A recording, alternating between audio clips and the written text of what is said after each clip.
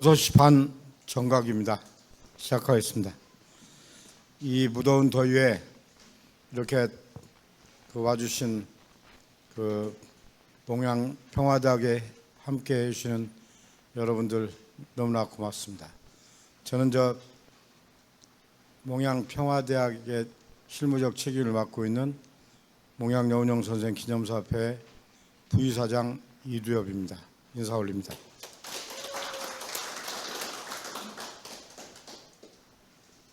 자, 먼저 전부 일어서서 국기를 바라보시고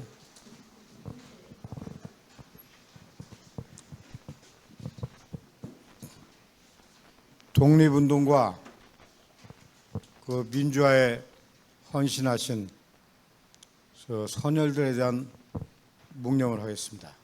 일동 묵념.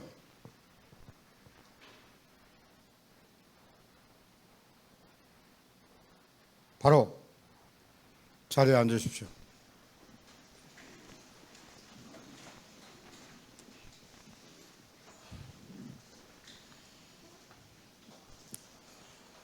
민세 안재홍 선생님과 몽양 여운형 선생님의 독립운동과 좌우합작의 정신과 발자취를 통해 당면한 국제 및 국내 문제에 대한 자주 평화 화합의 진로를 모색하기 위해서 2024년 몽양평화대학 세 번째 이 특강을 준비하였습니다. 해방전국에서 민족 통합을 목표로 한 여운형과 안재홍의 정치이념이 어떠한 점에서 노선상의 불일치를 보였는지를 검토하면서 두 분의 동지적 관계가 오늘 주는 교훈을 확인하고자 합니다. 오늘 강사분은 현재 중앙대학교 교양대학 교수이시며 한국민족사학회 편집위원이시고 민세 안재홍 선생 기념사업회 연구이사를 맡고 있는 김인식 교수이십니다. 잠깐 인사해 주십시오. 자, 특강에 들어가기에 앞서서 먼저 몽양 여운형 선생 기념사업회 김태일 이사장님께서 짧은 인사를 하시겠습니다.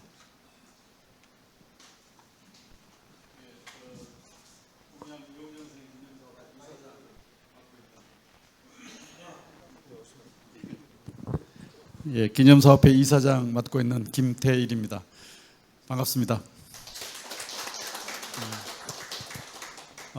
저희 기념사업회에서 올해 상반기에 몽양평화대학의 강좌의 큰 주제를 동행이라고 붙였습니다. 그래서 여운형 선생님이 해방공간에서 함께 손잡고 일하시고 또 당시의 그 시대 정신에 대해서 고민을 나누시던 그 세 분 어른들의 그 발자취를 함께 좀 따라가 보는 강좌를 마련했습니다. 첫 번째 강좌는 도산 안창호 선생과 몽양 여운형, 두 번째는 우사 김규식 선생과 몽양 여운형, 오늘 세 번째는 이제 민세 안재홍 선생님과 몽양 선생이 어떻게 함께 손잡고 또 일을 도모하시고 또 고민을 나누셨는지 그런 주제 강좌가 되겠습니다. 이렇게 강좌를 마련한 데는 지금 우리가 직면하고 있는 많은 일들이 새롭고 전환기적인 그런 일들인데 모두들 그 작은 차이들 때문에 잘게 나누어져 있고 또 마음을 함께 하지 못하는 그런 상황이어서 많은 안타까움을 주고 있기 때문에 이 어른들의 발자취를 통해서 우리가 좀 얻을 수 있는 그 함의가 무엇인가 그런 것을 찾아보자는 문제 의식을 가지고 시작했습니다. 함께 경청해 주시고 오늘 또 어려운 걸음 해주신 교수님께 감사 말씀을 드립니다. 그리고 여기는 형식적인 자리가 아니니까요. 말씀 들으시고 또 격의 없이 이렇게 질문들 자유롭게 나누시고 그렇게 좀 즐거운 시간이 되기를 부탁드리겠습니다. 감사합니다.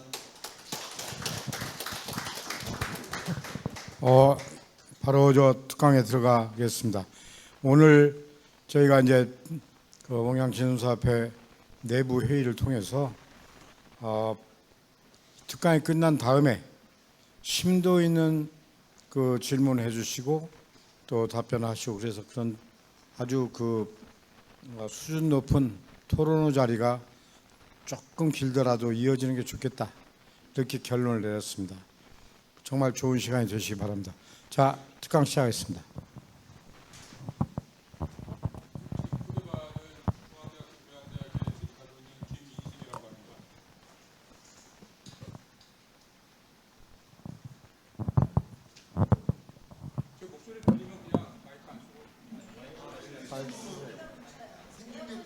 생중계.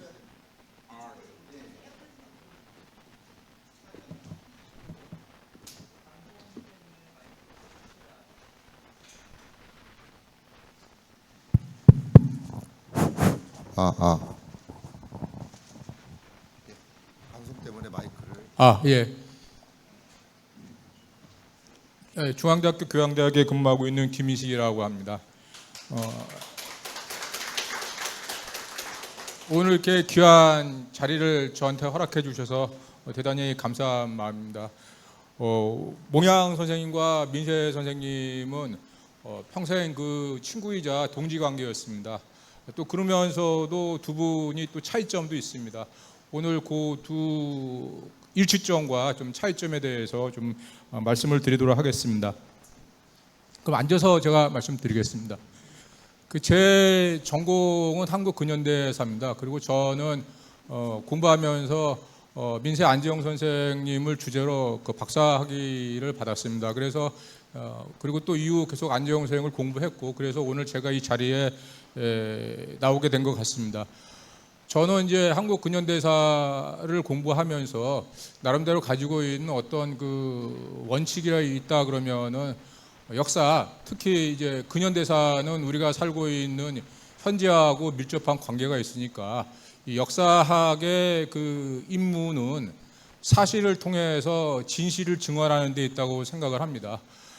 그래서 오늘 제가 이제 말씀드리고자 하는 어떤 방법론도 어떤 팩트에 입각해서 그리고 이제 역사학에서는 뭐 사료라고 하는 원자료를 중시하니까 그 원자료를 또 바탕으로 해서 말씀을 드리도록 하겠습니다. 제가 이제 준비한 그 나누어 달라고 한 이제 자료가 4쪽짜리가 하나 있고 그 6쪽짜리가 하나 있는데 그 뒷부분에 아마 그 첨부되어 있을 겁니다. 그 안민세하고 몽양 여운형 씨의 추억, 요게 이제 원자료가 되겠습니다. 아마 이렇게 양쪽을 서로 왔다 갔다 하면서 이제 보려고 합니다. 그래서 뭐 아마 이렇게 띄어서 보시는 것이 아마 이제 편하실 것 같습니다. 그래서 그 안민세, 이제 민세라고 하는 것은 이제 안지용 선생의 호입니다. 먼저 그 자료, 그다음에 원고 이렇게 편의상 4쪽짜리는 원고라고 얘기하고 6쪽짜리는 자료라고 지칭하겠습니다. 그 두 개를 번갈아 가면서 보도록 하겠습니다. 그 두 분의 이제 호에 대해서 먼저 설명을 드리도록 하겠습니다. 몽양 그러면은 이제 꿈몽자에다가 태양양자죠. 거기 주 1번으로 달았는데 몽양생이 이제 태어나신 해가 86년이고 그 밑에 안재홍 생이 이제 1891년생이니까 두 분이 이제 차이가 연세가 5살 차이 납니다. 근데 뭐 옛날 분들은 5살 정도 되면은 뭐 이렇게 친구로 요즘 말로 하면은 이제 뭐 베프 아이들 많이 쓰는 말로 이제 베스트 프렌드가 될 수 있는 그런 사이였으니까 동지적인 관계였습니다.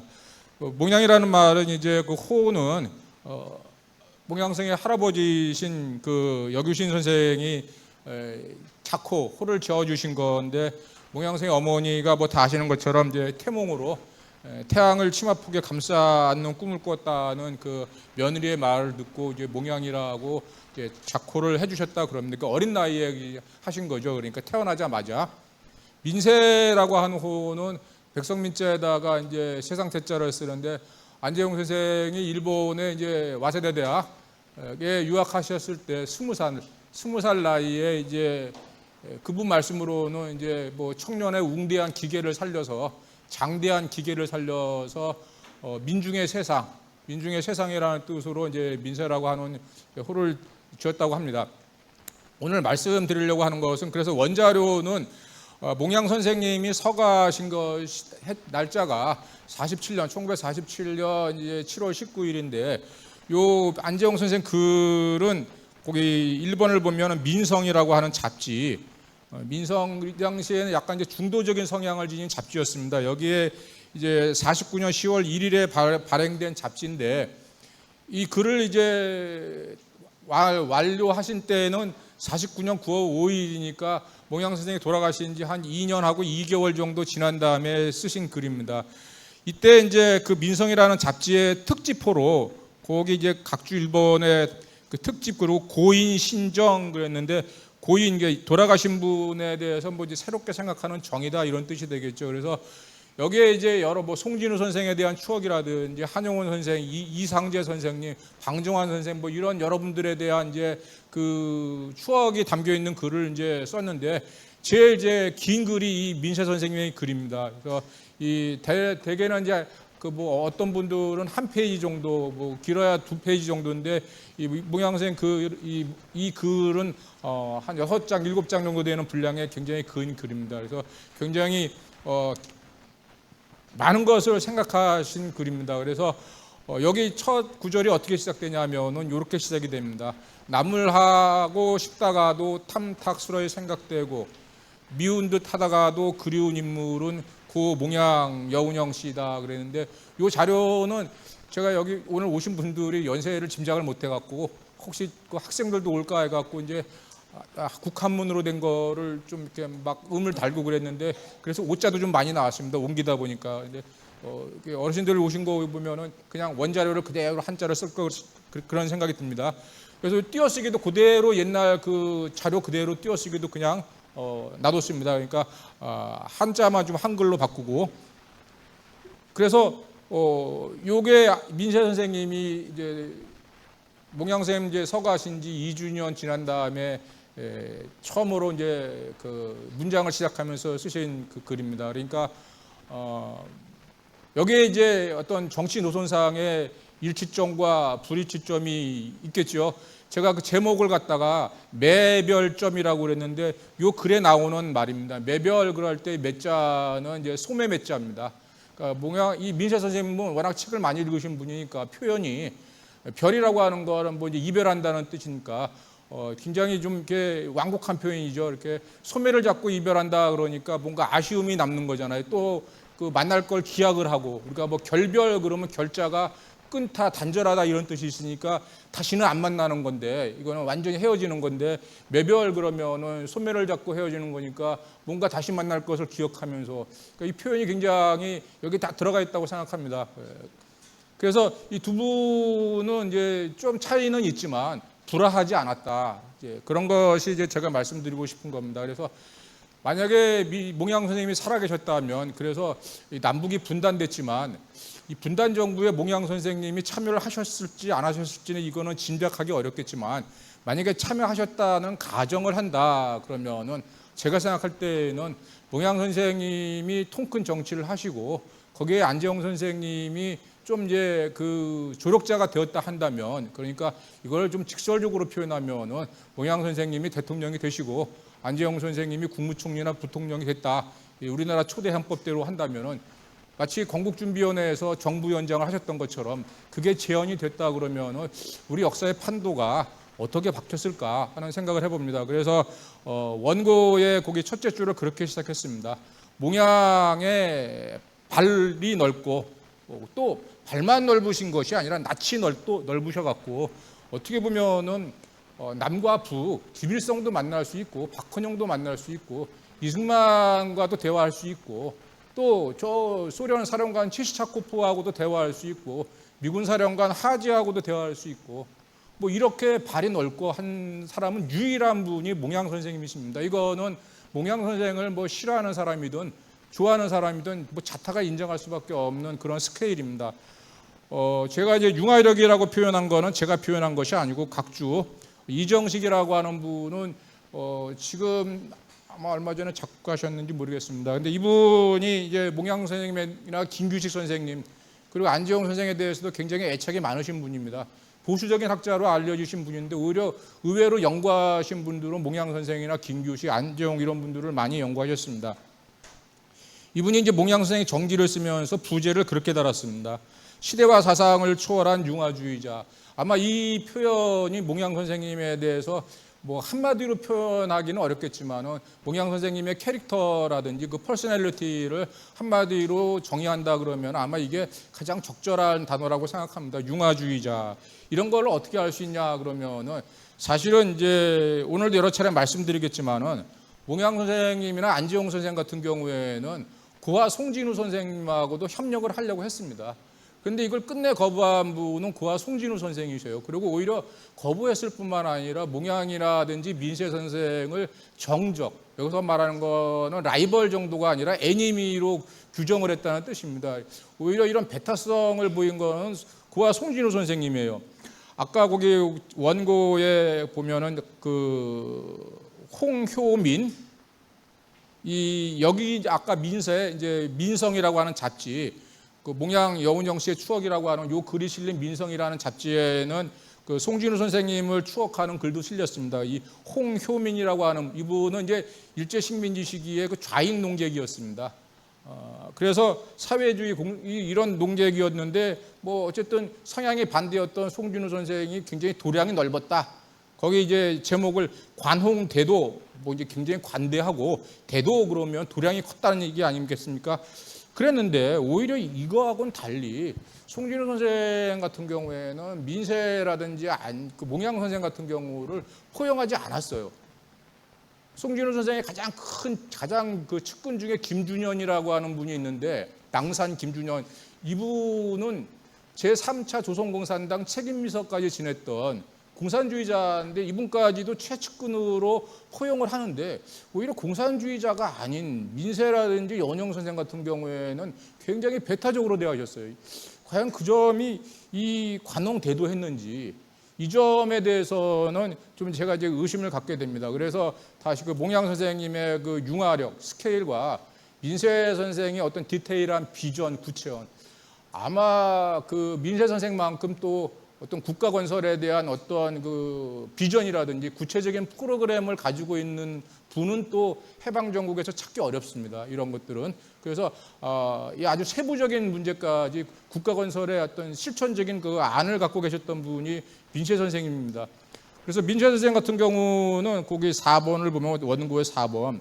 이분이 이제 평소 주장이 서양 철학에서는 뭐 진선미, 각주 4번입니다.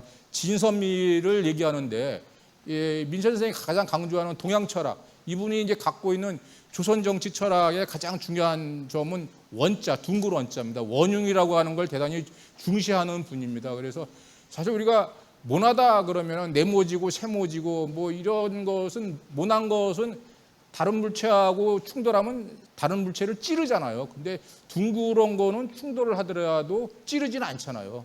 그러니까 우리가 모나다라고 하는 것과 둥근 거하고는 다르잖아요. 근데 원융이라고 하는 것을 굉장히 중시했습니다. 안재홍 선생도. 그리고 몽양 선생님의 캐릭터를 보면은 거의 원융 무예 그랬는데 제가 애자를 쓴 그 무예 애자는 이제 거리낀다는 얘기잖아요. 어떻게 보면은 어떤 행동이라든지 그 삶에 거리낌이 없었던 분은 아마 이제 몽양 선생님 그러니까 오해도 많이 생기겠죠. 또 남으로 하여금 이제 비난도 많이 받는 자료를 제공하셨고 그래서 이 두 분이 만약에 조화를 했다면 우리 역사가 또 어떻게 되었을까 하는 생각을 해봅니다. 그렇지만 두 분의 일치점이 두 가지가 있습니다. 여기 원고에는 적지 않았는데 첫 번째는 일제 말기에 일본 제국주의하고 맞서서 해방, 독립을 전치, 이 당시에 전치라는 표현을 많이 썼는데 싸울 전자에다가 얻을 치자입니다. 싸워 얻는다. 그러니까 일본 제국주의를 상대해서 독립을 얻어내려고 한 겁니다. 그러니까 때로는 뭐 조선 총독이라든지 일본의 고관이라든지 이런 사람들과 만나서 대화도 하면서 이런 부분들이 나중에 이제 친일파로 매도당하는 부분들인데 그렇게 일본의 교관들과 대화하면서 때로는 이제 교섭하면서 독립을 이제 얻어내려고 했던 이제 그런 이제 분들이 여운형 선생과 안재홍 선생이 되겠습니다. 우리가 일제 말기에 다 아시는 것처럼 민족 지도자라고 하는 분들이 보인 행동은 이제 크게 세 가지가 있겠죠. 뭐 변절, 많은 분들이 바뀌었잖아요. 뭐 예를 들지는 않겠습니다만 다 알고 있는 내용이니까. 또 하나는 그 다음에 은둔입니다. 송준호 선생 같은 경우도 1944년 7월 달에 안재홍 선생님이랑 만난 다음부터는 머리맡에 약병을 두고 두문불출을 했어요. 아무도 안 만났죠. 그리고 저게 사진이 걸려 계신데 조병옥 선생 같은 경우는 고향이 충청도인데 거기 그 고향에서 그냥 칩거하셨어요. 해방을 기다리면서.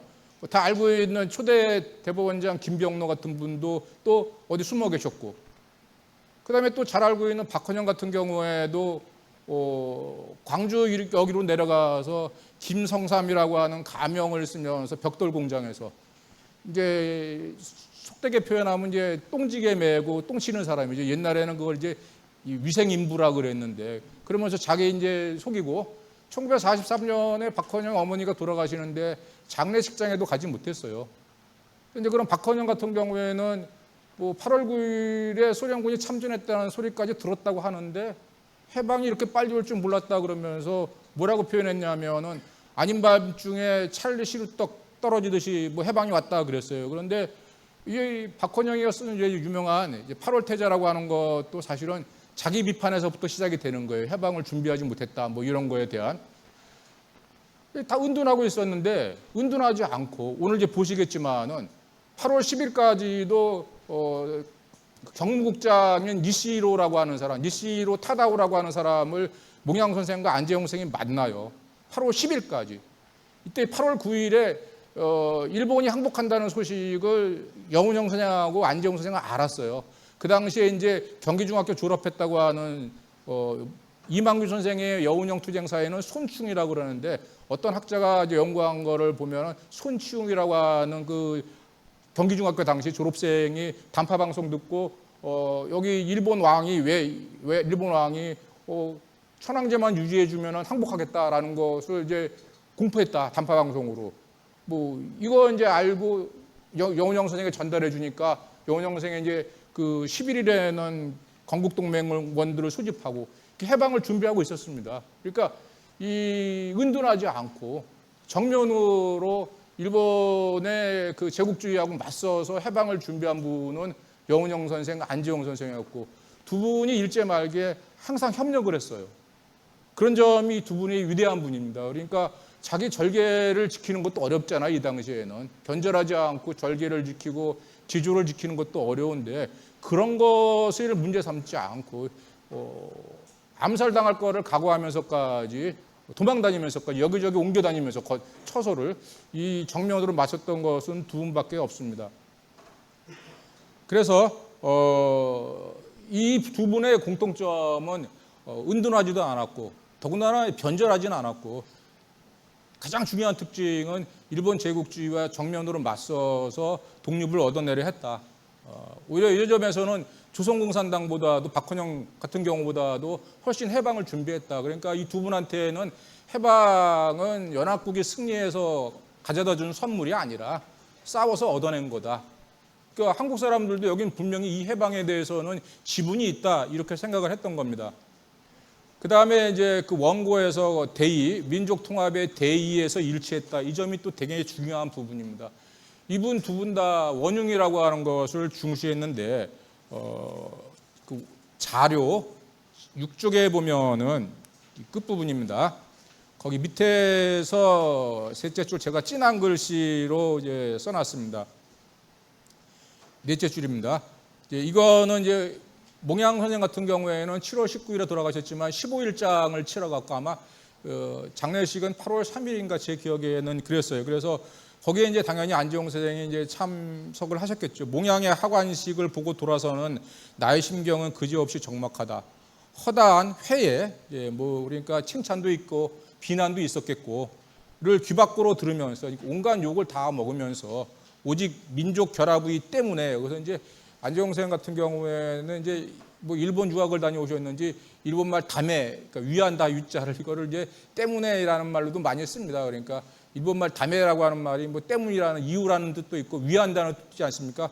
여기서는 이제 민족 결합을 위하여 이런 뜻입니다. 그러니까 민족 결합을 위해 온갖 가진 고심을 함께 하였더니 이게 이제 안재홍 선생의 몽양 선생과 자기 자신을 이제 한마디로 표현한 겁니다. 그러니까 자신은 민세 선생은 이제 몽양 선생과 이 결합이라고 하는 것이 이제 통합이 되겠죠. 민족 통합. 다시 원고로 돌아오겠습니다. 그러한 이제 이치점이 있다. 원고에 보면은 그래서 이 두 분은 이제 당시 미군정이 어떻게 분류를 했냐면은 미군정이 당시 정치 세력을 이제 분류하고자 할 때는 영어로 썼습니다만은 이제 극좌 그러면은 이제 공산당 김일성 박헌영을 이제 극좌로 분류했고 온건 좌파, 그러니까 뭐 중간 좌파라고도 하는 분은 이제 여운형, 이제 김두봉 이제 이런 분을 중간 좌파로 분류했고 온건 우파, 중간 우파 그러면 이제 김규식, 안지용, 조만식 이런 분들을 중간 우파, 극우 그러면 이제 이승만, 김구, 한국민주당이나 이제 중경임적 이승만, 김구 이 두 분을 미군정이 제가 분류한 게 아니고 미군정이 그렇게 분류했다는 얘기입니다. 그래서 이분들이 이제 개혁을 달성하는 방법 그러면은 이 조선공산당 계열은 이제 계급투쟁과 혁명이다. 그리고 이제 특히 이제 한국민주당이라든지 보면은 중경임정은 제외가 되겠지만 경찰이나 관료를 장악했지 않습니까? 한국민주당이 뭐 조병옥 그러면 경무부장, 장택상 그러면 수도경찰청장, 그러면 미군정에 밀착을 해갖고 미군정의 이제 권력을 다 요직을 갖다가 이제 점령을 했죠. 반면에 이제 그런 점에서는 몽양 선생이라든지 이제 민세 선생 같은 경우에는 권력욕은 없었습니다. 조금 이따가 말씀드리겠지만은. 그래서 몽양이나 민세 선생의 일치점은 진정한 민주적 진화의 과정을 통해서 개혁을 달성하려고 했다. 제 말이 아니라 미군정이 그렇게 얘기한 겁니다. 그래서 몽양과 민세는 정치 노선의 차이로 매별한 적은 있어도 그러니까 아쉽게 뭐 노선의 차이로 잠깐 갈라진 적은 있어도 결코 불화하지 않았다. 이게 두 분이 보여준 자세는 뭐 제가 좋아하는 구절이기도 하지만은 이제 논어에 나오는 말을 이제 예로 든다 그러면은 군자는 화이부동 이제 화합하지만 같지 않고 소위는 이제 같지만 화합하지 못한다. 뭐 그런 말이 아마 이 두 분한테 적용될 수 있다고 생각합니다. 그리고 또 한마디로 얘기한다 그러면은 공자가 뭐 시경을 가리켜서 뭐 시삼백 이론이 폐지와 사무사 그랬는데 이 두 분의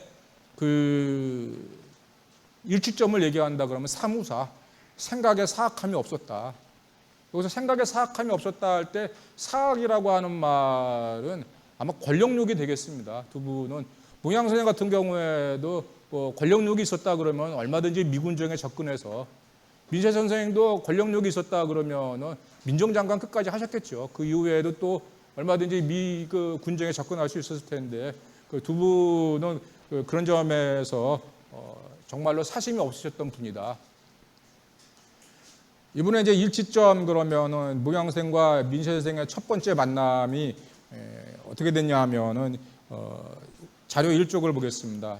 거기 첫 만남, 첫 인상 그리고 이제 김인현의 회고 그랬는데 몽양 선생 뭐 다 잘 아시는 것처럼 만능 스포츠맨이잖아요. 스포츠 좋아하시고 그런 분이니까 1912년 이때 이제 12년이면은 민세 선생은 이제 와세대 대학에서 유학하고 계실 텐데 거기 황성기독교 청년회 거기 당시 맞춤법 그대로 옮긴 겁니다. 베이스볼 팀, 야구팀을 이제 거느리고 거기 이제 와세대 대학에 야구 경기를 가셨나 봐요.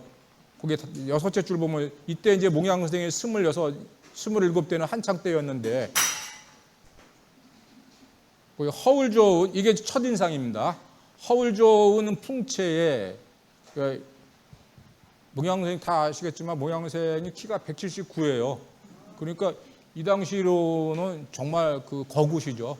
뭐 몸무게는 변동이 있을 수 있겠지만은 지금 남아있는 유명한 사진이죠. 1933년에 몽양 선생이 47살이셨는데 그때 이제 철봉 교본을 만들려고 아마 찍은 사진일 거예요. 거기 이제 이게 가슴 젖꼭지까지 내놓고 만약에 지금 여기 이제 전화 뭐 연세 드신 분이 적곡 찍고 이렇게 내놓고 사진 찍었다 그러면은 뭐 하느냐고 막 그냥 뭐 매도당하고 그럴 텐데, 그때 몽양 선생이 그 당시에 33년에 그런 사진을 찍으셨다는 거는 아까 제가 무에 거리낌이 없다 그랬는데 그런 분이시니까 그때가 아마 이제 그때 뭐 몸무게와 변동이 있을 수 있지만은 80kg 정도 되셨다고 그러니까 179에 89 뭐 이게 대단하신 거죠. 그래서 뭐 식사도 많이 하셨다 그럽니다. 그래서 뭐 그 이만규 선생 그 댁에 가면은 그 이만규 선생 부인이 밥 많이 드시는 분 그랬답니다. 그러니까 식사도 워낙 많이 하셔갖고 이게 첫 인상입니다. 허울주엄 풍채 카이제르 수염 뭐 아시잖아요. 그러니까 그 비렐르 몇 세인가 뭐 거기에 그 수염 이렇게 그러니까 멋쟁이죠. 뭐 이렇게 바바리 입고 다니시고 그 검은 수목 두루마기에 흰 동정 담아 뭐 여기서 이제 야구 스코어 계산하고 계셨는데 이거를 이때가 아까 제가 이제 49년 9월달에 해주셨다고 그랬는데 1912년의 얘기니까 이게 벌써 37년이 흘러간 얘기인데 그때 몽양생의 처음 만났을 때 인상을 생생하게 기억하고 있는 겁니다. 그리고 이제 거기 1919년 김유운동 일어난 때 이제 여운형생이 임시정부 외교부 차장을 하셨거든요.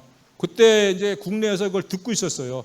그때 이제 나는 그 카이제르 수염의 풍채도 좋고 배심도 있어 보이는 이게 그 처음 만났을 때 몽양생에 대한 이게 안지홍생의 추억입니다.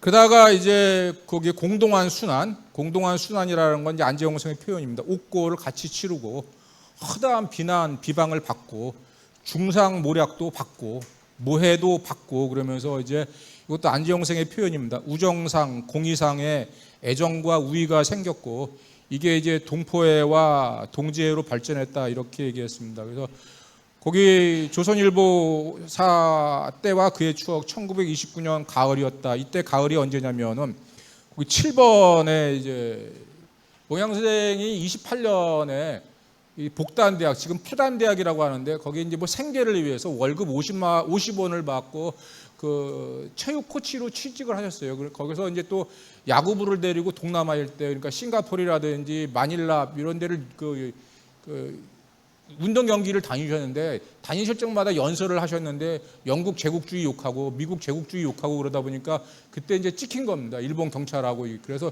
추방을 당했는데 그래갖고 상해까지 돌아오셨는데 또 거기서 야구 경기하고 이제 보는데 여기는 이제 공동 조계라고 하는 거는 이제 개항 도시에다가 이제 그 외국인들이 거주하는 지역인데 여기는 이제 치해법권이에요. 행정권, 경찰권이 외국 사람한테 있는 건데 영국 경찰이 관할하는데 영국 경찰이 묵인해갖고 일본 경찰이 수십 명이 덮쳐갖고 여기 경기장에서 야구 경기 구경하시는 몽양생을 체포합니다. 그래갖고 격투를 했는데 그때 왼쪽 귀인가 오른쪽 귀인가를 맞으셔갖고 한쪽 고막이 완전히 그 나가버리셨어요.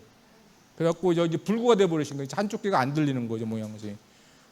그때 이제 체포를 당합니다. 체포를 당해갖고 이제 오시는데 거기 자료 1쪽에 각주 7번입니다. 체포 당시에 이제 격투해갖고 한쪽 고막이 완전히 이제 망가졌고 이후에 또 감옥살이 하시면서 뭐 치질이라든지 소화불량, 신경통 뭐 이런 것들로 이제 불면증에 걸리셨어요. 그래갖고 이때 이제 29년 7월 12일에 이제 나가사키를 거쳐서 서울로 압송되었는데 당시 국내 신문에 이걸 대대적으로 보도합니다. 그러니까 당시 안재홍 선생님이 조선일보 사장으로 있었는데 제일 먼저 외신으로 이걸 전파를 접하신 다음에 이걸 또 대대적으로 보도해갖고 당시 이제 그 서울에서의 여운형 시대가 이제 개막되기 시작합니다. 개인으로서는 불행한 얘기지만은 이제 여운형 선생이 국내에서 이제 민족 지도자로 부상되는 이제 계기가 됐습니다. 그 얘기입니다. 그러면서 자료 2쪽으로 넘어갑니다. 거기 셋째 줄에 보면은 몽양과 가끔 만났었고 외지가 아니라 외탁 오자가 났습니다. 그 다음에 거기 10번째 줄에 1934년 이거 옮기다 보니까 1943년입니다. 1943년 봄에 요 구절은 몽양생이 정기에도 잘 안 나오는 구절입니다. 근데 요거는 민세 선생이 기록한 겁니다. 그러니까 몽양생이 어떻게 이제 옥고를 치르고 고생을 하셨는가 하는 굉장히 귀중한 자료입니다. 1943년 봄에 전년 겨울부터 조선어학회 사건으로 함남 홍원에 가서 한 100일 동안 투옥되어 있다가 석방되어 온 주. 그러니까 안재홍 선생도 조선어학회 사건으로 함경도 되게 춥잖아요. 영하 막 20도 30도 내려가는데 여기에 뭐 난방을 해주는 것도 아니고 그래갖고 안재홍 선생이 그 안에 그 내장이 다 얼어버리셨어요. 그러니까 너무 고통스러우니까 안재홍 선생도 감옥에서 자결하실 생각까지 했어요. 그 정도로 고통스러웠던 게 이제 조선어학회 사건인데 그게 나오셨습니다. 그런데 목양 선생도 이때 이제 고생을 하셨어요. 거기 이제 6번에 42년 11월에 일본이 패전할 것이다라고 하는 말한대로 그 치안유지법, 육해구상법, 조선임시보안법 이런 거로 인해서 뭐 여기 엄청나게 이제 고문을 당하고 그러셨습니다. 그래서 나는 사실에서 적지 않게 멀어졌던 우위가 이 공동한 순환으로 인해 다시 동포회와 동지회의 정렬에서 접근하여졌다. 7월 어느 날 향천에서 오랜만에 입경하여 어느 친구를 찾은즉 그 친구는 어제 몽양이 추록을 하였는데 자기도 아직 못 찾아보았으니 함께 가보면 어떤가 하고 묻는 것이었다. 나는 그것은 매우 좋다고 직석에 일어서서 둘이 함께 개동 그 주택으로 찾아갔었다. 대문이 닫혀있고 방문객은 대체로 사절하는 기척이 있었다. 박관문을 두드리면서 몽양하고 불렀다. 한 줄 건너뛰어서 몽양은 대답도 없고 그 부인이 쫓아나와 방문객인 나인 것을 보고 들어오라고 하는데 뒤따라 들어서 보니 그 좋던 허울이 살은 쭉 빠지고 얼굴빛조차 창백한데 위아래 수염은 영화에 나오는 서양의 낚시질 어옹 뭐 낚시질하는 할아버지 그 본으로 뭉딱 깎아 탑삭한 것이 퍽은 참옥도 하고 그 좋던 패기와 왕성한 의욕이 바짝 졸아드는 듯이 두 눈만 남아 반짝대고 어릿어릿하는데 덜미에서 나오는 음성으로 간신히 응답하는 것이었다. 나는 담소리라 그랬는데 탄소리입니다. 옮기다가 오타가 났습니다. 탄소란 뭐 이제 솔직한 심경으로는 그때 가엾고 또 처초하였다. 너무 구슬펐다, 서글펐다 이런 뜻이 되겠습니다. 어찌하여 일이 되었는고 물으니 헌병대 당시 놈들이 자기를 때리고 메어달고 하지 못하는 대신에 여러 사람이 저희끼리는 번갈아 달려들면서 전후 90여 시간을 교기, 그러니까 의자에 앉혀놓고 흔들어 잡아다니면서 눈 한 번 못 붙이게 하는 건고문, 이게 무슨 말인지 잘 모르겠습니다. 사람을 말린다는 뜻인지 아니면 몸에 상처 안 나게 고문한다는 뜻인지 뭐 건고문을 당하였던 탓에 감옥에 넘어간 후에도 신경쇠약에 되게 걸려 이내 추록 당시까지 한 번도 온수, 따뜻한 수면, 따뜻한 온수라고는 못하였고 추록한 어제 따뜻한 자택에서도 단잠을 못 잤노라고 하면서 얼굴에는 웃음이 없었다. 그는 동경에 있는 동안 예에 의하여 공경하노라 숭배하노라 하면서 문화유산으로 자처하고 밤낮으로 따라다니는 어느 청년이 실은 일본 헌병대의 앞잡이였는데 그 녀석에 팔려 그런 고생을 당한 것이라 하였다. 뭐 이런 구절이 그러니까 뭐 때려도 안 되니까 그냥 잠을 못 자게 한 겁니다. 그러니까 90여 시간 잠을 안 재우니까 뭐 그 민 선생이 봤을 때는 그 허울 좋고 풍채 좋은 몽양 선생의 얼굴이 그냥 눈만 반짝반짝거리고 그냥 참 이제 이런 가운데서 이제 공동한 순환 뭐 이런 것으로 이제 동지에 또 이런 것들이 생겨났다고 합니다. 이때 이제 몽양 선생이 이때 건국동맹을 구상하시는 겁니다. 감옥에 가셔갖고 그러니까 뭐 고통 자체 감옥으로 인한 고통도 고통이지만 이제 이분들이 대단한 거는 몽양 선생은 그 고난 속에서도 감옥에서 함석원 선생이 감옥을 인생대학이라고 표현하셨는데요. 거기서 어떤 그분의 사상에 싹터 나온 것처럼 몽양 선생은 여기서 건국동맹을 구상하셨고 안재홍 선생도 9차례 7년 3개월 동안 감옥살이를 하셨는데 그분이 이제 쓴 글에 보면은 수많은 철창 생활 속에서 자기의 민족주의 사상, 신민족주의가 싹터 나왔다고 그러니까 그게 이제 어떤 그 사상에 또 이분들한테는 온실이었다는 생각이 듭니다. 그러니까 그 감옥이라고 하는 것이 고난만이 아니라 어떤 동지적인 어떤 연대, 이분들의 그런 것을 또 형성해 주시고 또 하나는 이분들의 어떤 위대한 사상이라든지 어떤 행동에 나오는 그러한 어떤 그 산실이 또 이분들에게는 보통 사람들에게는 아니겠지만 이분들에게는 이제 그러한 어떤 그 산실이었다 하는 생각이 듭니다. 그 다음에 이제 중요한 거는 아까 말씀드린 것처럼 거기 원고 그러니까 자료 3쪽에 세 번째 로마 숫자로 쓴 거. 이분이 건국을 공동으로 준비했다는 겁니다.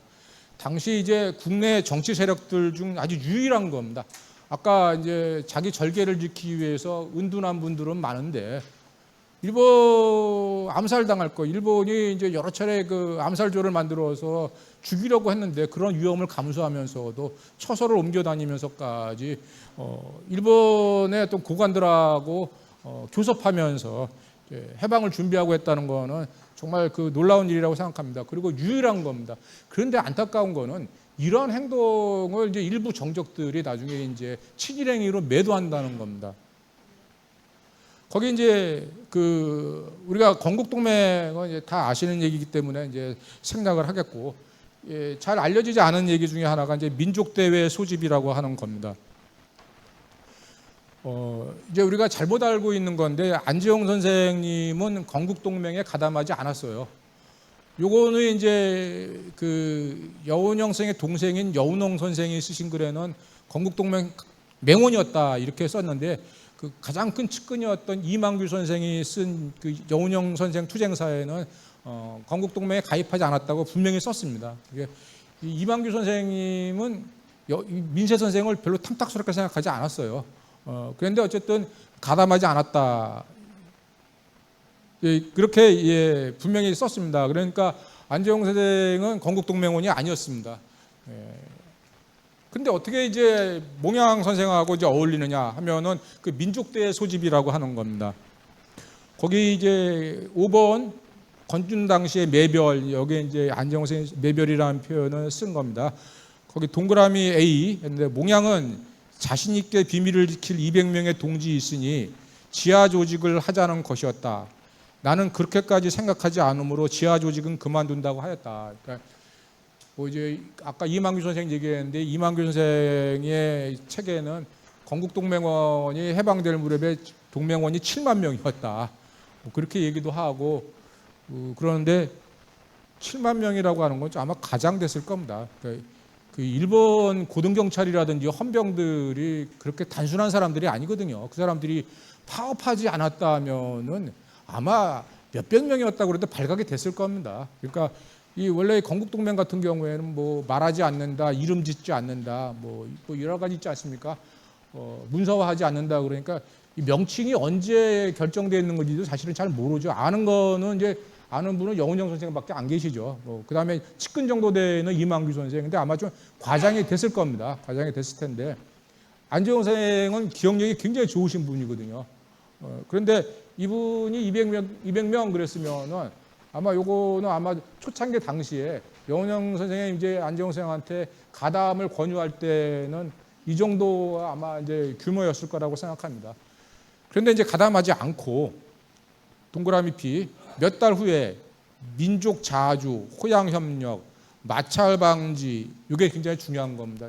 이거를 들고 이제 이 세 가지 사항을 들고 여운형 선생과 안지용 선생이 해방될 때까지 이제 그 일본의 경무국장 그다음에 이제 정무총감 하고 이제 그 계속해서 교섭을 벌입니다. 자료 4쪽으로 넘어가겠습니다. 거기 5째 줄에 동그라미 A 그랬는데 거기서 7번째 줄을 보면 8.15 즉일 건국준비위원회라고 간판 걸기로 하고 개동에다가 그 본부를 두고 사물을 모았다. 그런데 이 건국 운운은 나의 명명이었고, 그러니까 안지용 선생이 건국준비위원회라는 이름은 뭐 물론 이제 이만규 선생도 이 이름은 여운형 선생이 붙였다라고 말하지는 않았습니다. 그런데 이 건국준비위원회라는 이름은 안지용 선생이 붙인 겁니다. 그런데 건국동맹, 건국준비위원회 둘 다 건국자가 들어간다는 거는 이 여운형 선생과 안지용 선생의 정말로 기막힌 일치점이에요. 이 당시에 건국이라고 하는 그러니까 그 일제 식민지시기 국내에서 건국이라고 하는 이름을 써서 조직된 단체는 건국동맹 하나밖에 없었어요.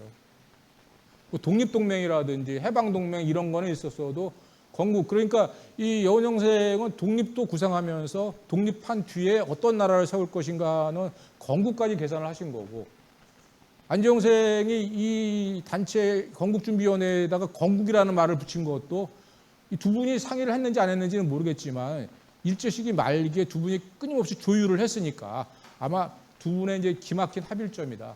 이 건국이라고 하는 단어는 당시 조선공산당하고 극우파인 한국민주당을 제외하고서는 다른 모든 정치 세력들이 동의할 수 있는 합의점이었어요. 제가 생각할 때는. 근데 이거를 내걸었다고 하는 것은 이제 대단히 중요하다. 그 다음에 거기 이제 CD 보면은 여기에 이제 이게 여운형 선생이 이제 친일파로 오해받는 얘기인데 안재홍 선생은 분명히 아니라고 이제 분명히 못을 박아서 얘기합니다. CD 여운형 씨는 정적에 말미암아 많은 비난받고 친일 정권 건설을 획책하였고 비나 지목되나 그는 확실히 낭설이다. 연안행이 제한되던 때에 출경, 이제 국경을 넘어갈 기회를 얻으면 정치상으로 독자적 공작을 할 것은 의도하였으나 친일 정권은 기색조차 보이지 않았다. 거기 4쪽의 밑에서 7번째 줄을 보겠습니다. 총독인 1육군 대장으로부터 이제 이게 여운형 선생의 스케일입니다. 그 6대 총독이라고 할 수 있는 우각기, 그 다음에 7대 총독인가 고이소 같은 이 사람들은 다 일본에 가서 내각 총리까지 한 쟁쟁한 사람들이잖아요. 일본에서 손가락으로 꼽을 수 있는 권력자들인데 이 사람들하고 맞대면할 수 있는 당시 국내에서 민족 지도자 같은 경우에는 여운형 선생 정도밖에 없었어요. 한 분밖에. 상대를 하는 겁니다. 이건 이제 안재홍 선생이 옆에서 다 지켜봤겠죠. 그리고 뭐 정무총장, 뭐 헌병대 간부, 동경으로부터 내방하는 오는 뭐 해군 중장, 육군 소장, 국회의원, 뭐 이런 사람들을 오면은 1차로 찾는 이제 민족 지도자는 여운형 선생이니까. 예, 이때 이제 이 사람들이 왜 오냐? 일본 고관이. 이 사람들도 일본이 패전할 것은 이제 확실하니까. 그러면은 국내에 있는 일본인 사람들의 안전도 중요한 거 아닙니까? 그러니까 이 안전을 위해서 이제 그나마 책임 있는 이제 한국인 지도자들을 만나야 되겠죠. 근데 그러면 1차로 지목하는 분이 이제 여운형 선생이 되겠죠. 그래서 첫째가 치안 유지, 폭동의 방지. 이건 이제 일본인들의 생명, 재산 이런 걸 얘기하겠죠.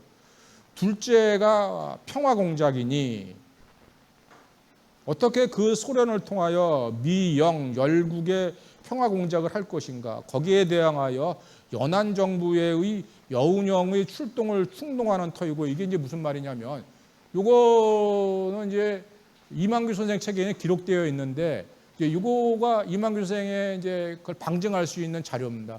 여기서 연안이라고 하는 것은 거기 각주 12번에 1944년 9월부터 일본이 대충칭, 중경이죠. 화평 공작을 전개합니다. 이게 무슨 말이냐면 이때 이제 우리나라도 대한민국 임시정부가 이제 8년 동안에 굉장히 이동 생활을 하다가 윤봉기 르거 1931년 윤봉기 르거의 상해에서 이제 이동을 하기 시작해갖고 8년 동안에 이동을 하는데 그래서 마지막으로 정착한 곳이 이제 충칭 중경이잖아요. 그건 왜 거기 갔느냐면은 이 중국 국민당 정부가 거기 정착하기 때문에 그쪽으로 이제 이동을 한 겁니다. 그런데 이제 다 아시는 것처럼 일본이 이제 1937년 7월 달에 중일 전쟁을 일으키고 1941년 12월 이제 미국 시각으로는 이제 7일, 일본 시각으로는 8일. 이때 이제 진주만 공격하고 그러면서 태평양 전쟁까지 일으키잖아요. 그러니까 이 중국하고 이 미국하고 이게 양쪽에서 싸우는 게 일본이 이제 버거워지는 겁니다. 힘이 도대체가 붙이니까. 이게 이제 언제부터 이게 전세가 일본도 이러다가는 이제 망하겠구나 한 걸 느끼기 시작한 게 이제 잘 알고 있는 1942년 6월 달에 미드웨이 해전입니다. 여러분 뭐 이제 다 아시겠지만 이게 이제 미국 정보국이 일본의 그 암호를 해석한 거잖아요. 그래갖고 일본 이제 그 항공모함이 뭐 격추당하고 그래서 이때부터 이제 전세는 기울기 시작을 하는데 이때부터 이제 일본도 이렇게 가다가는 망하겠구나 하는 거를 이제 일부 생각 있는 사람들은 이제 알겠죠. 그러니까 43년부터는 미국하고 전쟁은 그칠 수가 없으니까 확정이 돼버렸으니까 중국 쪽하고의 여기 전선은 그럼 마무리를 해야 되겠다 하면서 양수거리, 이제 양다리를 걸칩니다. 그러니까 한 번은 중국 국민당 쪽으로 이제 화평 공작, 평화 공작을 피고 또 하나는 여기서 연안이라고 하는 것은 이제 여러분 잘 아시는 것처럼 이제 그 마오쩌둥하고 그 중국 공산당이 12,500km 이제 대장정이라는 걸 하지 않습니까? 거기 이제 최종 종착지가 여기 이제 우리가 예난이라고 하는 연안. 그 우리나라의 이제 화북 조선 독립동맹 같은 경우도 이쪽으로 가서 그쪽에서 이제 북한 쪽으로 들어온 이제 정치 세력 우리가 연안파라고 그러잖아요. 김일성이 갑산파라고 그러는 거고. 거기 연안 정부라고 하는 거는 이제 중국 공산당을 얘기하는 겁니다. 그러니까 이쪽에 가서 이쪽에도 양쪽을 갖다가 이제 다 하면서 전쟁을 이제 끝내자. 뭐 이제 이렇게 교섭을 하는 겁니다. 그리고 또 하나는 뭐냐면 이때 이제 소련하고 일본하고는 이제 평화조약을 맺고 있었는데 언제 또 소련이 대일연에 참전할까 이게 가장 또 염려가 되는 거예요. 그럼 또 전쟁이 또 이게 세 가지로 확산이 되는 거잖아요. 그러니까 소련의 참전을 막기 위해서 또 소련에도 교섭을 합니다. 여기에다가 그럼 누구를 요즘 말로 하면은 이제 사절단으로 보내려고 하느냐 하면 이때 일본이 지목한 게 여운형 선생이에요. 그럼 이건 뭘 말하는 거냐 하면은 여운형 선생은 마오쩌둥하고도 교류가 있었고 순원 손문 선생하고도 교류가 있었고 근데 이미 29년에 체포당해갖고 들어왔으니까 지금 이게 43년 이때는 15년 이상의 세월이 흘렀으니까 강산이 많이 바뀌었을 때잖아요. 그런데도 일본은 이제 이거를 중재를 설 수 있는 사람은 여운형이다. 뭐 이렇게 생각을 하고 여운형 선생한테 교섭을 의뢰하는데 이제 이 자세한 전말은 여운형 선생이 뭐를 구상했는지는 지금 전해지지 않고 있습니다. 그런데 이제 이러한 교섭 가지고 여운형이 친일 정권 세우려고 했다. 이게 이제 반대파들의 이제 모함이에요. 모함. 그래서 그거를 얘기하는 겁니다. 그래서 연안 정부라고 하는 것은 중국 공산당, 연안에 있는 중국 공산당을 얘기합니다. 이런 것을 했다는 것 자체가 그 여운형 선생님이 그 당시 위상을 알 수 있는 거다 하는 얘기입니다. 그리고 다시 5쪽으로 옵니다. 거기 이제 다섯째 줄 보면 44년 12월 상순, 거기 또 7줄 내려가면 5월 하순, 거기 5월 하순에 서강 경무국장 이제 니시히로 타다오를 얘기하는 겁니다. 경무국장 그러면은 요즘 말로 하면은 이제 치안을 총 책임지는 책임자가 되겠죠. 만납니다. 여기서 또 민족 대회를 우리 열겠다. 뭐 여운형 선생이랑 같이 얘기하고, 그다음에 8월 6일에 일본 그 히로시마 나가사키에 원자탄 떨어지고 했을 때 또다시 여운형 씨와 나와의 회견을 일본에서 요청을 한 겁니다. 일본의 경무총감하고 정무총감이.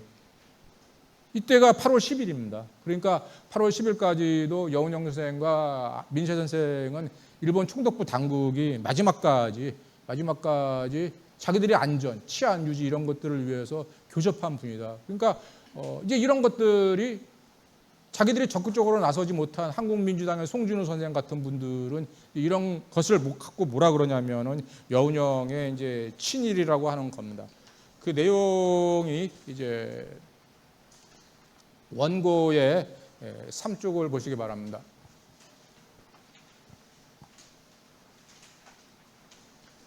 거기도 이제 직접 인용문입니다. 한글로 전환시킨 거 외에는. 그거는 아까도 제가 잠깐 말씀드렸는데 제 3차 조선공산당 책임비서를 지냈던 낭산 김준현 선생이 동아일보에 46년 8월 16일에 이제 쓴 글인데, 이 김준현 선생은 송진우 선생의 최측근입니다. 최측근이고, 그분이 이제 송진우 선생이 어떤 구상을 하고 있었는가.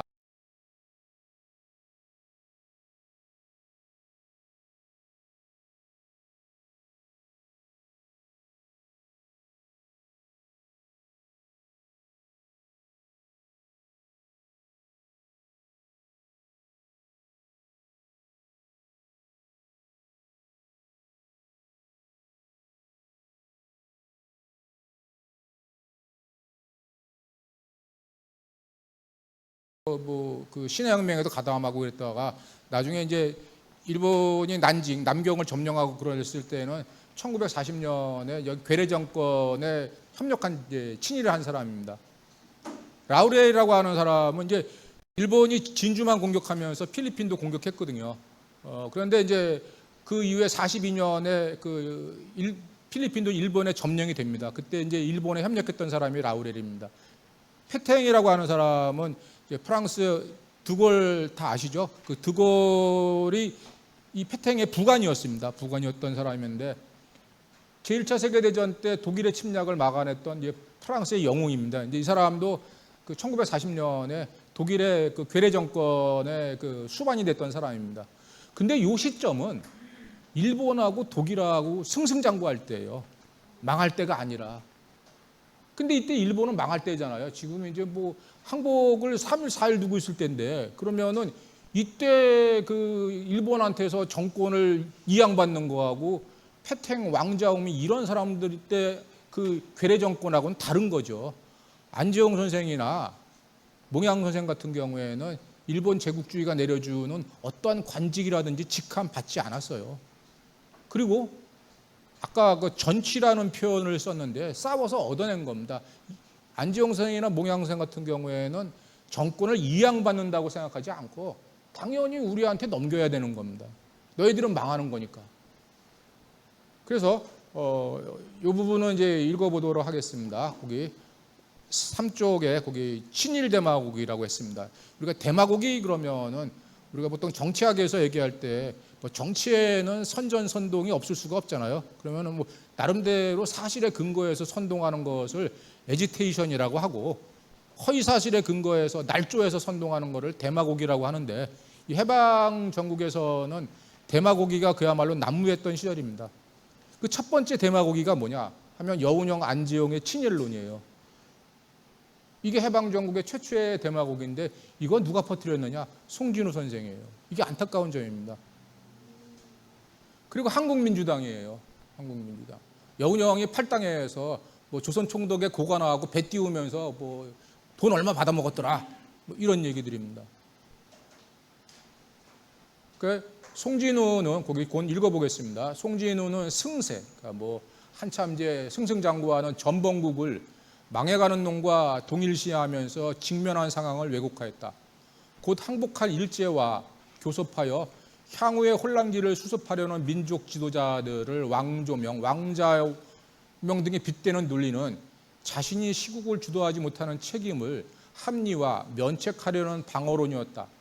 나아가 한민족이 주도하여 일제에게 정권을 접수하는 겁니다. 일본이 이양하는 게 아니고 시국을 수습하는 동시에 신국가 건설의 방향을 설정하려는 국내의 민족 지도자들을 부역자, 적과 내통한 민족 반역자로 매도하려는 산술, 그런 계산도 개조하였다.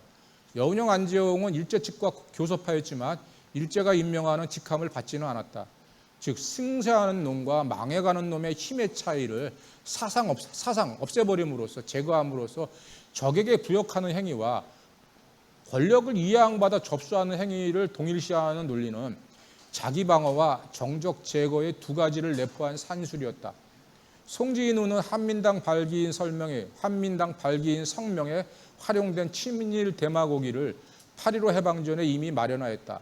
여기서 여운형, 안지용 두 사람이 일제와 밀접한 관계였음을 억지로 만들어내야 되겠죠. 할 필요성이 생깁니다. 그 이후에 한민당이 그 이후에 또 여러 인사들, 뭐 조병옥 선생의 회고록이라든지 이인 선생의 회고록이라든지 뭐 송진우 선생의 전기라든지 이런 데 보면은 이런 친일행위 같은 것들을 나열하는데 근거 없는 얘기들입니다. 카더라 통신, 요즘 말하는 카더라 통신, 뭐뭐 했다고 한다. 여운형, 안지용이 조선 대중당을 뭐 만들었다고 하더라. 근데 그 사람은 누구냐면 권태석이 그랬다더라. 권태석이 근데 이분은 남북협상하러 올라갔다가 행방불명이 된 분이니까 이분이 뭐 증인으로 나설 수도 없어요. 심지어는 뭐라고, 저도 이분은 존경하는 분인데 왜 그렇게까지 하셨는지 모르겠어요.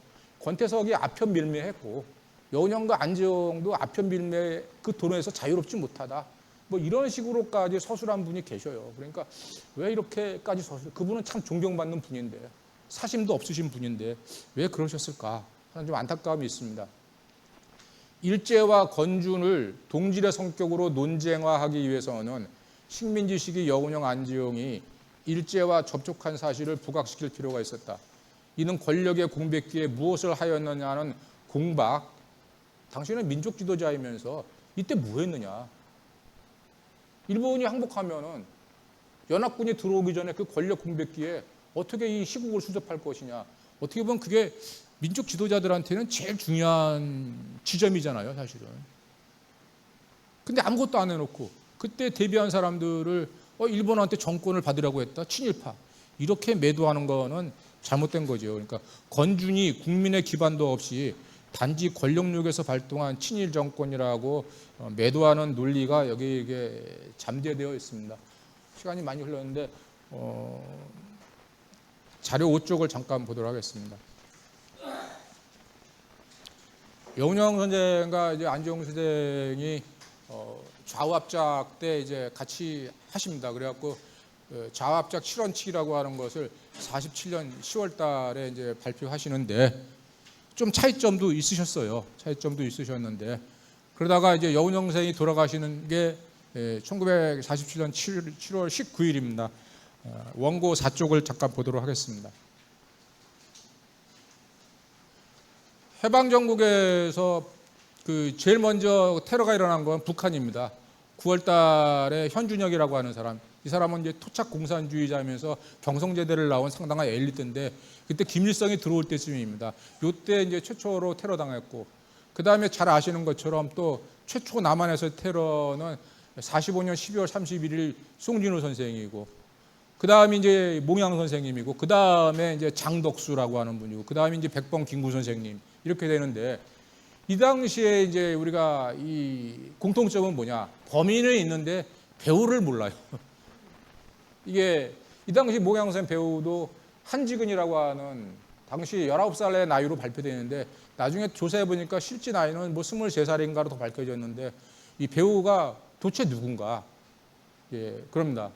여기 이제 이 여운형 선생 평전, 여운형 많이 공부한 정병준 이화여대 교수가 쓰신 이제 글 하나 읽어보고 끝내도록 하겠습니다. 47년 7월 19일 여기 지금 해화동 로타리 구구파에게 저격당했는데 여운형 선생님 이제 평소에 하신 말씀입니다. 혁명가는 침상에서 돌아가는 법이 없다. 나도 서울 한복판에서 죽을 것이다. 아버지가 길바닥에서 쓰러질지라도 얘들아 너희들은 울지 마라. 평소 자식들에게 유언처럼 하던 말대로 여운형은 서울 한복판 길바닥에서 살해되었다. 감기지 않은 그의 두 눈에는 피눈물이 그렁그렁하였다. 지금 여운형 기념관에 가면은 여운형 돌아가셨을 때 그때 입은 그 피 묻은 그 보시면 마음이 굉장히 아프실 겁니다. 그의 죽음은 이제 좁게 보면은 좌우합작의 운동이고, 이게 어떻게 보면 민족 전체로 보면은 우리나라 분단을 예고하고 있는 겁니다. 왜 이걸 이렇게까지 거창하게 얘기하냐면은 당시 남북을 아우르고 그 다음에 좌우를 아우를 수 있는 유일한 정치인입니다. 이승만 그러면은 좌익 쪽에는 배타당하고 있고, 그리고 이승만 대통령 자신이 극우 세력이고, 김구 선생 또한 마찬가지고, 그 어떤 이데올로기적인 성향이 굉장히 그 왜소해요. 그리고 그런데 여운형 선생 같은 경우에는 갑자기 지금 기억이 안 납니다만 북한의 김일성 만나려고도 몇 번씩 왔다 갔다 했던 분이고, 그러니까 이분의 스케일, 그러니까 아까 제가 이제 발이 넓고 낯이 넓다 그랬는데 그런 스케일이라든지 이런 것들은 자타가 뭐 어쨌든 비난하는 사람들이라도 다 인정할 수 있는 겁니다. 어떻게 보면 이게 이제 민족 분단을 예고하고 있었다. 이때가 왜 예고하고 있었다 그러냐면은 47년 7월 19일 이때가 7월달에 이제 제2차 미소공동위원회가 이때 이제 결렬되는 시점입니다. 그러니까 제2차 미소공동위원회가 관련된다는 것은 우리나라 문제가 이제 유엔으로 넘어간다는 것은 미국이 이때부터 이제 47년도부터 시뮬레이션을 했어요. 한국을 이제 남한만 정부를 세울 것이냐. 47년 들어가서 이때 이제 47년 들어가면은 사실은 남북한 통일 정부를 수립한다는 것은 미국은 이제 접었고, 이때부터 이제 단독 정부 수립이 이제 시뮬레이션을 다 끝낸 상태에서 제2차 미소공동위원회가 결렬됐다라고 하는 것은 한국 문제가 유엔으로 넘어갔다는 것은 이제 남과 북의 각각의 정부가 들어선다는 것을 의미하는 겁니다. 그거 읽고 끝내겠습니다. 여운형과 안지용은 같은 방향을 지향했으나 갈래길에서 헤어졌다가 합류하고 다시 갈래길을 가다가 합류하는 과정을 반복했으나 분단이 가시화하는 그 즈음에 제2차 미소공의가 파열되어 버렸고 그 즈음에 몽양 선생님이 피살되었습니다.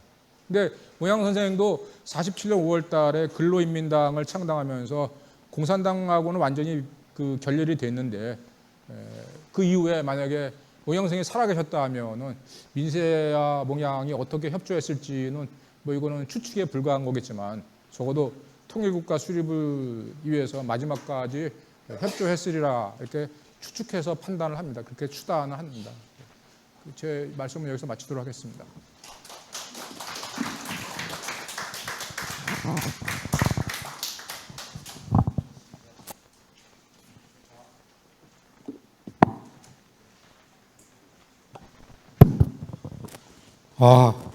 지금부터 저 질문과 그 답변, 그 토론으로 이어지겠습니다. 정말 아주 소중한 분들 많이 오셨는데 짧은 질문, 그 심도 있는 어떤 질의가 있으면 좋겠습니다. 그 허인회 동지는 전에 했으니까 오늘 또 하지 말고. 아니 저 꼭 해도 돼. 자, 자유롭게 편하게 하십시오.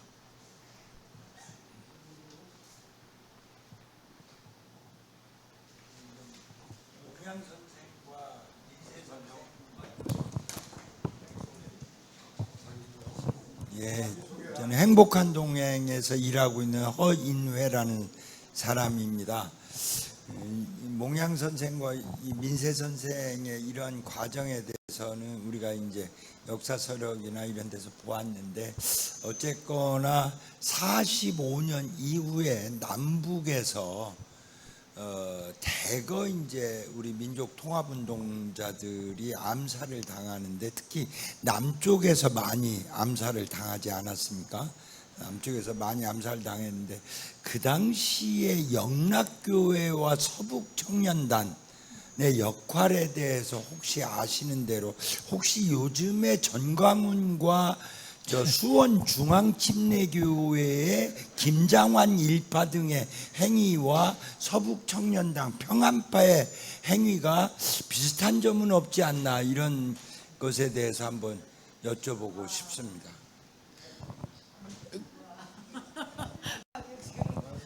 그러니까 그 몽양 선생님의 어떤 피살된 것에 대해서 이제 아까 제가 이제 배우는 모른다 그랬잖아요. 그런데 이제 김두한이 쓴 뭐 피로 물들인 건국전야 거기를 보면은 그 김두한의 그 자서전을 어디까지 믿어야 될지는 이제 많이 비판해서 봐야 되겠지만 김두한이 그렇게 얘기했습니다. 그 장택상은 죽이라고까지는 하지 않았는데 자기가 죽였다고 김두한이 이제 자기가 죽였다고 몽양 선생을 그렇게 쓰고 있어요. 그리고 이제 예전 해방 전국에서는 뭐 그런 청년단들 같은 경우도 많이 이제 그런 뭐 테러 활동 같은 거를 하고 그랬으니까 이제 그거는 뭐 어떻게 추측은 뭐 하실 수 있을지 모르겠지만 이 뭐 수사권을 미 군정이 가지고 있었잖아요. 그 당시에 수많은 암살의 배후가 밝혀지지 않은 것은 미 군정이 그 수사를 방해하거나 비호하거나 배후의 뭐 예를 들어서 이승만 등 우파의 행위 자체를 미 군정이 방해 비호한 원인이 깡패들하고 영락교회 그 여운형 선생도 돌아가시기 전에 여러 차례 미군정에 대해서 신변보호 같은 거 요청하고 그랬는데 뭐 그렇게 적극적으로 보호하시지는 않은 것 같아요. 그래서 그거는 또 추론입니다. 추론이고 그 당시에 여운형 선생 암살설은 많이 돌고 있었고 또 사전에 한번 그때 돌아가시기 전에도 동일한 형태로 한번 또 돌아가실 뻔했거든요. 거기서 이렇게 자동차가 튀어나온다든지 고장소예요. 고장소에서 똑같은 게 반복돼갖고 돌아가셨으니까 그거를 왜 미군정이 방치했는지 뭐 그것도 미스터리겠죠. 거기 또 그럼 그거를 왜 당시 경찰권을 장악하고 있었던 장택상 같은 경우에는 왜 또 이렇게 적극적으로 수사하지 않았는지 뭐 이런 것들은 지금 추론할 수 있는 것뿐이고 제가 거기에 대해서 뭐 이렇게 단정적으로는 말씀을 못 드릴 것 같습니다. 그러니까 그 역사 때는 항상 그 증거 자료가 있어야 되는데 추론이니까 그거는 뭐.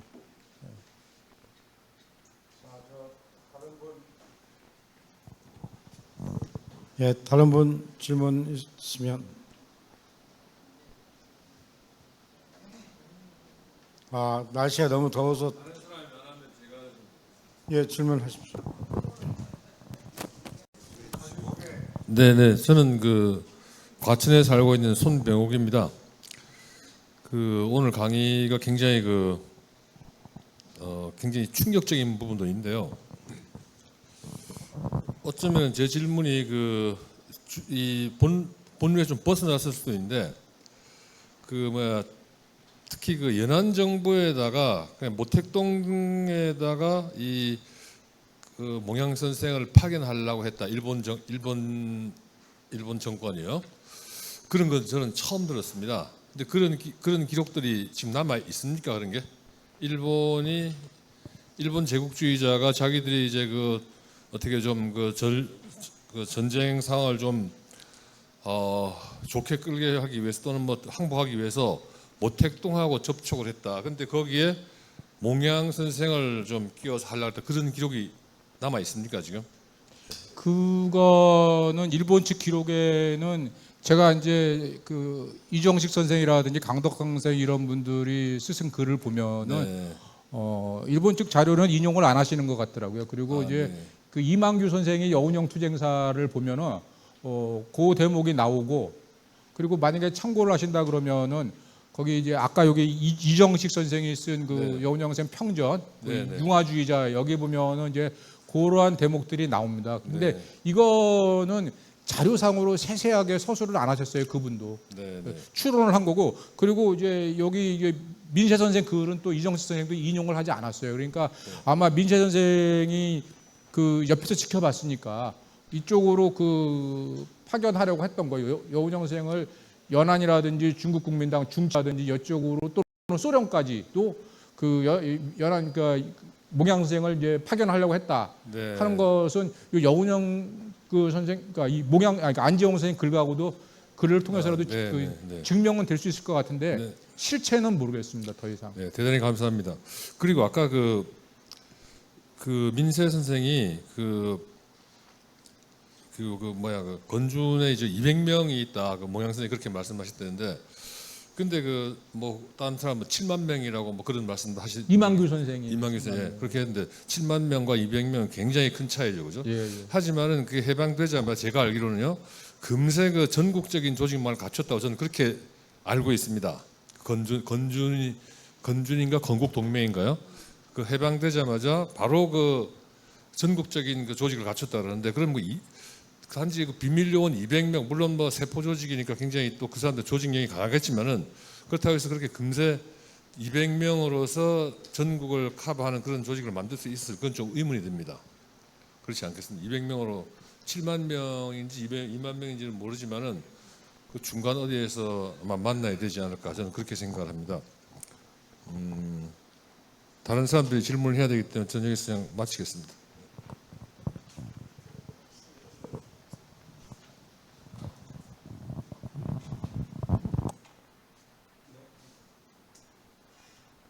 제가 자꾸 질문 의도를 잘 말씀. 건준의 세력이 실제로 어떠했는가? 건주는 그 기록상으로 나오는 게 이제 그 해체되기 전까지 지부가 140개 정도 됐다, 전국에. 그리고 이제 이를테면은 그 8월 17일에 평양에 이제 조만식 선생이 그 평양도 쪽에도 평양에서 건국준비위원회를 출범시키는 거를 보면은 여운형 선생하고 조만식 선생하고도 그 간격이 이틀 간격인데, 조만식 선생 같은 경우에도 그 자기 고향 그 어느 쪽이든 굉장히 후미진 곳인데 거기에 이제 은둔하고 있다가 해방이 됐다. 그때 아직 소련군이 들어오기 전인데 됐다 그러니까 그 측근들이 조만식 선생을 모시고 나와요. 그래갖고 바로 건국준비위원회가 결성이 되고 그 다음날 또 방송까지 해요, 조만식 선생이. 그것도 건국준비위원회 자격으로 방송을 해요. 그런 걸 보면은 아마 여운형 선생하고도 그 해방 직후에 뭐 이렇게 직통으로 전화를 하셨다든지 해갖고 그렇게 결성이 된 것 같아요. 그리고 여운형 선생 같은 경우도 조만식 선생 같은 경우에는 항상 이렇게 협력이 가능한 사람 중에 한 사람으로. 그러니까 그 건준 같은 경우에는 140개 지부를 놓다 그러니까 굉장히 이제 빠른 속도로 국내 치안이라든지 조직력을 갖췄다 뭐 이렇게 얘기할 수가 있겠습니다.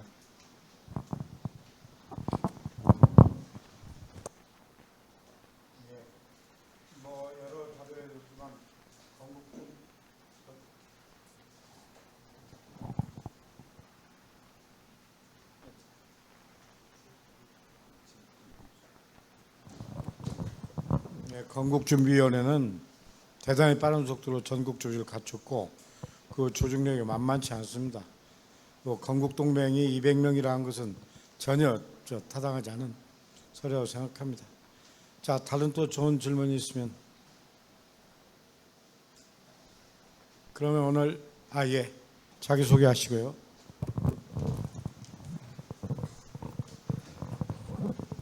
예, 고등학교에서 국사를 가르치고 있는 국사교사인데요. 그 말씀 듣다가 방금 질문하신 분하고 조금 겹치는 것인데 지금 그 고등학교 한국사 교과서에 보면 그 건국 동맹이 해방 전에 건국 동맹 활동을 하는 것을 소개하면서 중경의 임시정부하고 화북의 조선독립동맹하고도 긴밀하게 연락을 시도했다, 그런 서술이 있는데 그것하고 오늘 선생님 말씀하신 그 일제의 요청에 의해서 연안 정부나 중경 국민당 정부와 소통하는 그것하고 맥락이 같은 것인지 어떤 아닙니다. 그거는 여기는 이제 일제가 여운형 선생을 이용하려고 했던 거고, 그거 지금 선생님 말씀하신 거는 이제 여운형 선생이 이제 건국동맹에서 가졌던 계획이 뭐냐면은 이제 그 해외에 있는 독립운동 세력들이 국내에 진공할 때 같이 이제 그 상응하려고 했던 거고, 그래서 거기 독립동맹 쪽에는 뭐 조동호 선생으로 기억하는 그쪽에 이제 그 어떤 사람을 파견해 갖고 연결을 하려고 그랬고, 임시정부하고는 직접 연결까지 시도하지 못했는데 임시정부, 중정 임시정부에도 이제 건국동맹원을 파견해 갖고 연결을 시도하려고 한 과정에서 해방이 된 겁니다. 그러니까 그 독립동맹, 우리가 보통 이제 화북조선 독립동맹이라고 하는 거기하고는 두 차례 정도 일단 연결을 시도했어요. 그리고 이제 국내 진공 작전을 할 때 같이 협력하기로 했는데, 약속까지 돼 있는데 해방이 이제 빨리 온 거죠. 이제. 그래서 그거는 이제 계획상으로만 이제 끝난 문제가 되겠습니다. 자, 또 좋은 질문 있으면 그럼 이제 마무리하겠습니다. 예, 질문하십시오. 예, 저 사업회 이사장 김태일입니다. 그 말씀하신 김에 그 민세 안재홍 선생님 그 기념사업 현황에 대해서도 오늘 좀 소개도 좀 해주시면 여러 가지로 도움도 될 것 같고. 저는 이제 거기서 뭐양 이사로만 있고 실질적인 이제 사무를 이제 하시는 분은 여기 그 지난번에 전화 주셔갖고 여기 민세기념사업회 사무국장님이 오셨어요. 그러니까 그 사무국장님한테 그 근황을 한번 직접 들으시는 게 저기 황우갑 사무국장님이라고 민세기념사업회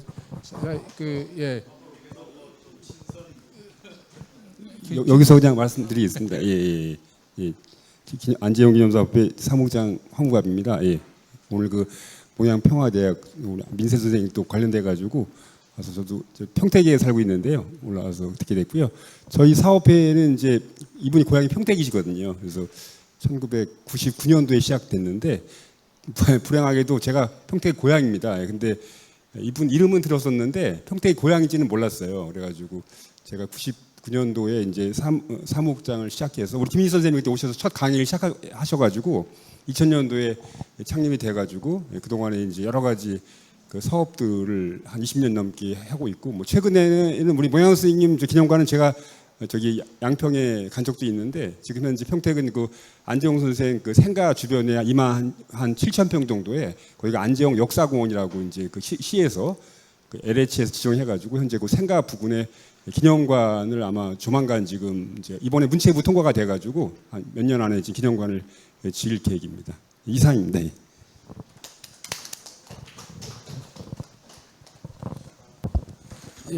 예, 뭐 몽양기념사업회 부이사장 황규식입니다. 아까 건국동맹과 관련해서도 뭐 200명이 말이 안 된다 이런 이야기 하는 것 같은데 사실은 이제 조직이란 건 여러 가지가 있는 거죠. 핵심 대우가 있고 그 다음에 대중적인 대우가 있고 이랬을 때 아마 핵심 대우가 아마 그 정도가 되지 않았을까 싶고 그 다음에 그런 그 핵심 대우는 전국 각지에서 대중운동을 하고 있었죠. 사실 뭐 일제시대 독립운동이라는 것은 공개적인 활동도 있고 비공개적인 활동도 있고 그 당시에도 여러 가지 야학이라든가 또는 공장에서 여러 가지 조직 활동 이런 것들이 많이 있었다고 생각이 들고요. 그런 것을 감안해서 유연하게 볼 필요가 있을 것 같고 그 다음에 몽양 선생은 그 일제 소위 40년대 후반 말기에도 거가서에도 나오는 것처럼 중국과 긴밀한 연계를 갖고 있었습니다. 아까 하북 지역에 있었던 조선 어용군과 직접 관계를 했고 그 밀사로 왔던 사람이 김명시 장군입니다. 그런 내용이 나와 있으니까 그런 걸 참고하셔서 그러니까 단지 국내에서만 독립운동을 한 것이 아니라 중국과 긴밀한 교류를 가지면서 실제로 우리 힘으로 독립을 하려고 준비하다가 사실은 갑자기 좀 해방이 된 셈입니다. 그래서 많이 안타까워했던 측면도 같이 있었던 것 같습니다. 이상입니다. 제가 한 말씀 드리는 거는 이제 우리가 이제 특히 이제 어떤 인물에 대해서 얘기할 때 저도 이제 인물을 이제 어떤 연구 주제로 많이 삼지만 항상 느끼는 게 이제 역사를 써야 되는데 우리가 신화를 쓰는 경우가 많이 있다고 생각합니다. 그래서 이를테면은 역사와 신화를 오고 가다가 결국 이제 신화로 이렇게 돌아가는 그런 책들이 많은데 저희가 이제 어떤 뭐 저도 이제 민세기념사협회에 거기 관계하고 있지만은 어떤 모든 이제 기념사협회가 많지 않습니까? 어떤 그런 분들을 선양할 때는 정말로 중요한 거는 어떤 팩트에 입각해서 너무 이제 어떤 인물이 그 시대 속에 어떤 한계도 있지 않겠습니까? 그러니까 어떤 그분들의 그 이어받을 점, 때로는 어떤 시대 속의 한계, 뭐 이런 것들도 같이 우리가 이렇게 생각을 해야지만 그게 오늘날의 교훈이 되지 않을까. 그래서 너무 이제 인물을 미화한다든지 신화로 흘러버리는 거는 이게 좀 젊은 사람들한테는 어필되기가 좀 어렵지 않을까. 예를 들면 저는 그렇습니다. 이렇게 일본의 그 고등경찰이라고 하는 것들, 경찰력이라고 하는 것은 굉장히 정말로 치밀하거든요. 그러니까 그 경찰력이 이거는 이제 제가 한 말이 아니라 이정식 선생님이 이제 한 말인데 건국동맹의 규모 이런 것들이 이만규 선생님의 그 어떤 글에 나와 있는 것들을 만약에 7만 명, 1만 명, 그 이동화 선생 같은 경우는 1만 명이라고 그랬는데 이동화 선생 같은 경우는 그 여운형 선생이 너는 건국동맹 하지 말아라 하고 이렇게 병원에서 퇴원했으니까 몸조리 잘해라 뭐 이렇게 해서 제외시킨 분인데 그분이 추산하는 게 1만 명이다 그러면은 이런 거는 좀 되게 이제 과장돼 있었겠죠. 만약에 그렇게 숫자가 많다 그러면은 이게 일본 경찰력한테 포착되지 않을 리가 없습니다. 그러니까 그 숫자가 많은 것이 여운형 선생님의 어떤 위대성이라든지 공적하고 비례하는 것은 아니다. 그러니까 어쨌든 해방 이후에 그런 것을 준비했다는 거, 건국을 준비했다는 그분의 노력 같은 것들이 좀 있는 그대로 평가돼야 되겠다 하는 생각이 제 생각입니다. 그래서 그런 점들은 좀 오히려 과장되지 않게 정확하게 나름대로 실체가 접근되는 것이 어떨까 하는 생각이 듭니다.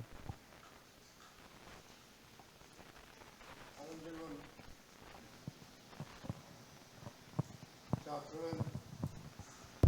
그럼 마무리하겠습니다. 제가 준비하면서 우리 김인식 교수님 논문을 좀 이것저것 찾아 읽어봤는데 거기에 짧은 대목 하나 소개하는 걸로 마무리하겠습니다. 네, 경청해 주셔서 감사합니다. 이런 내용이 있습니다. 1947년 12월 14일 안재용은 방송으로 국민당의 정책을 공개하였다.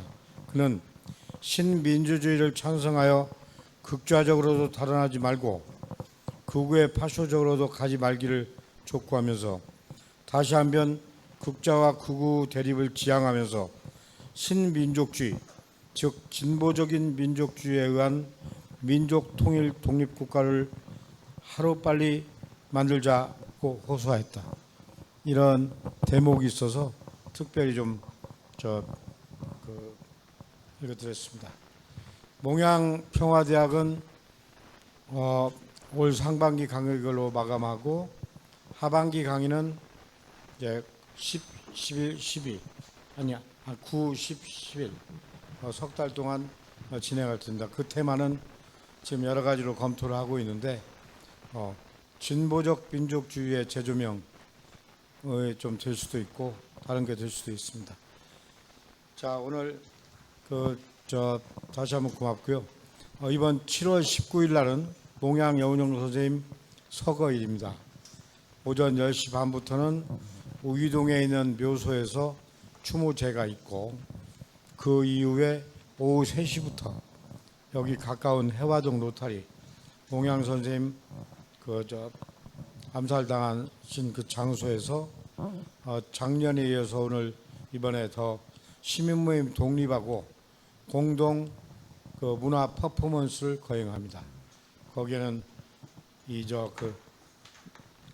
연설이 있고 춤이 있고 노래가 있고 다양한 방식의 퍼포먼스가 이루어질 겁니다. 그 준비 작업이 거의 잘 진행되고 있고 그때 꼭 다시 함께 해주시기를 바라겠습니다. 이렇게 다시 한번 감사드리고 마무리하겠습니다. 고맙습니다. 같이 기념사진 예, 촬영 촬영 좀 해야 되니까요. 앞으로 나오시고.